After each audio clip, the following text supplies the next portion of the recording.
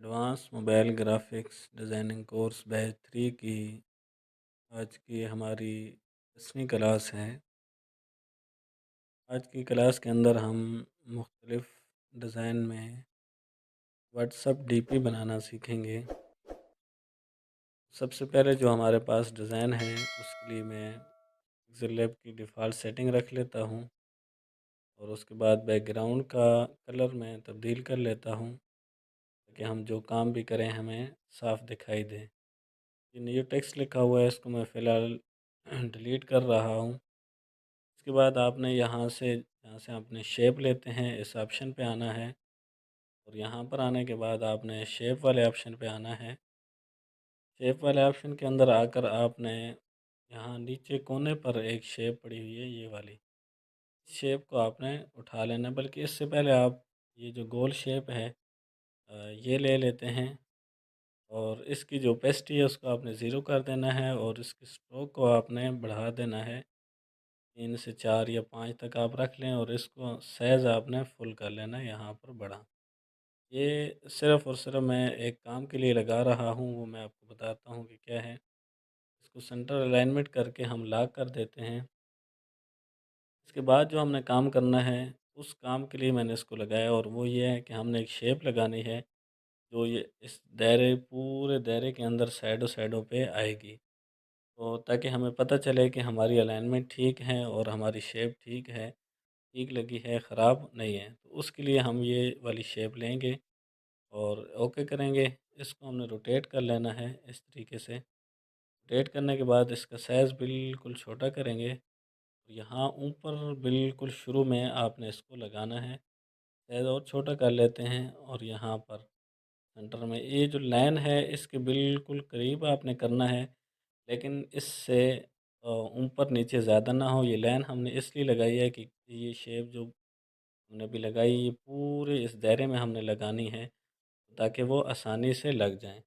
मैं इसकी कॉपी ले रहा हूँ और कॉपी लेकर यहाँ पर थोड़े से वक्फ़े से इसको रोटेट करके मैं यहाँ इसके साथ रख रहा हूँ। आपने पीछे इसकी सेटिंग कर लेनी है। ये 2 शेप हो गई हैं, इन दोनों को आपने मर्ज कर देना है। यहाँ ये लेयर में आकर मर्ज का ऑप्शन है, तो यहाँ पर ये मर्ज हो चुकी हैं। इसके बाद हम इनकी कॉपी लेते हैं। कॉपी लेने के बाद इनको दोबारा रोटेट करके थोड़ा-सा आगे हम यहाँ पर इनको सेट कर लेते हैं, इस जगह पर। तो इस तरीके से आपने कॉपी लेकर इन सब को आपने लगा लेना है। मैं जल्दी से इन सब को लगा लेता हूँ और उसके बाद हम आगे चलते हैं। जी, तो मैंने यहाँ पर ये सारी शेप लगा ली हैं। ये जो बाहर से मैंने शेप लगाई थी इसको मैं यहाँ पर ख़त्म कर रहा हूँ और इन सब को मैं मर्ज कर देता हूँ।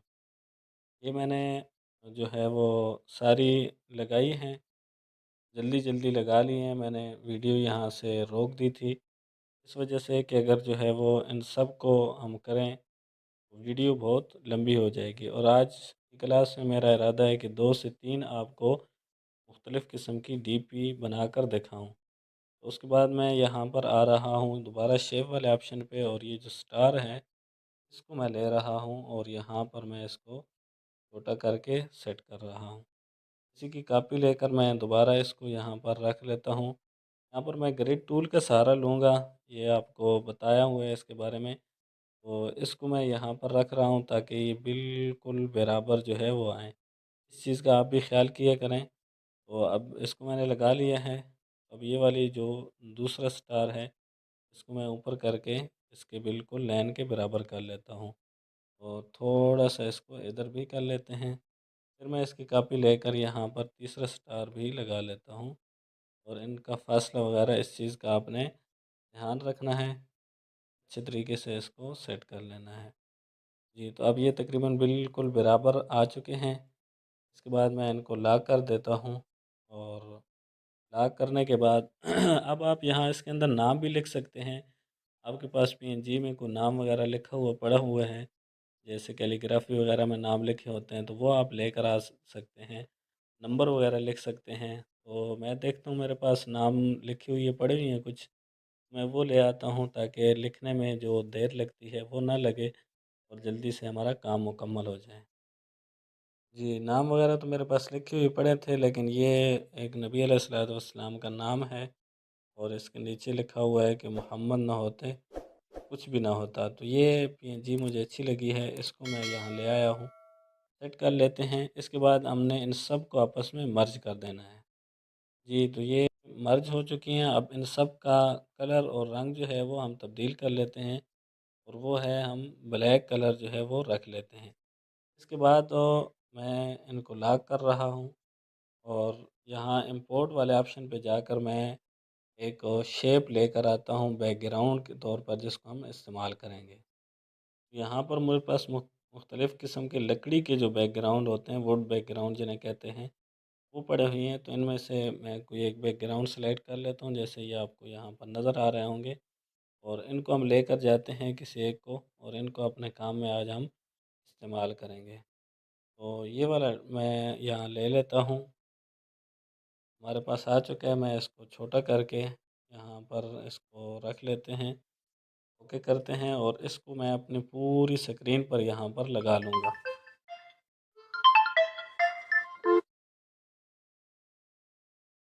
जी, तो ये यहाँ पर बैकग्राउंड मेरे पास आ चुका है, मैं इसको बैक पे ले जाता हूँ। तो बैक आपने कर देना है और उसके बाद हम इसको आपस में मर्ज कर देंगे। लेयर वाले ऑप्शन पे आकर हम इनको दोनों को मर्ज कर देते हैं। जी, ये हमारे पास मर्ज होके एक शेप बनकर आ गई है। अब हमने क्या करना है, इरेज़र जो कलर वाला ऑप्शन है इसके ऊपर आकर ओके करना है। तो कुछ भी नहीं हुआ, हो जाएगा। ये जो पेन टूल है इसको आपने लेना है और ये जो ब्लैक कलर है इसके ऊपर रखना है और ओके करना है। तो देखें आपका जो कलर है वो रेज़ हो जाएगा, नीचे से आपने इसकी सेटिंग कर लेनी है। तो थोड़ा-सा इसको बड़ा कर लेते हैं ताकि ये पूरी स्क्रीन पर आ जाए। यहाँ पर इस तरीके से। तो अब देखें आपका एक डिज़ाइन बन चुका है, लेकिन मैं बैकग्राउंड वाले कलर पे जाकर गैलरी से, यहाँ मेरे पास मुख्तलिफ़ बैकग्राउंड पड़े हुए हैं गैलरी में, तो इनमें से कोई बैकग्राउंड ले लेते हैं और उसको लगाते हैं बैक पे। तो देखें कितना ज़बरदस्त किस्म का इफ़ेक्ट जो है वो बनता है और कितनी ज़बरदस्त किस्म की हमारी डीपी जो है वो तैयार होती है। ओके करते हैं, तो ये देखें बैकग्राउंड पे अब वो कलर आ गया और ऊपर ये है। तो इस तरह की अक्सर आपने डीपी वगैरह देखेंगी होंगी, तो बड़ी ज़बरदस्त किस्म की खूबसूरत सी बन जाती हैं।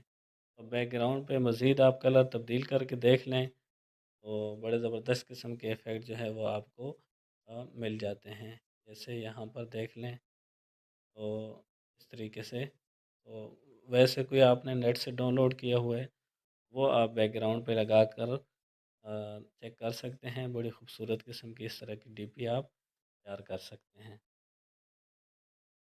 ये हमारा डीपी डिज़ाइन जो है वो तैयार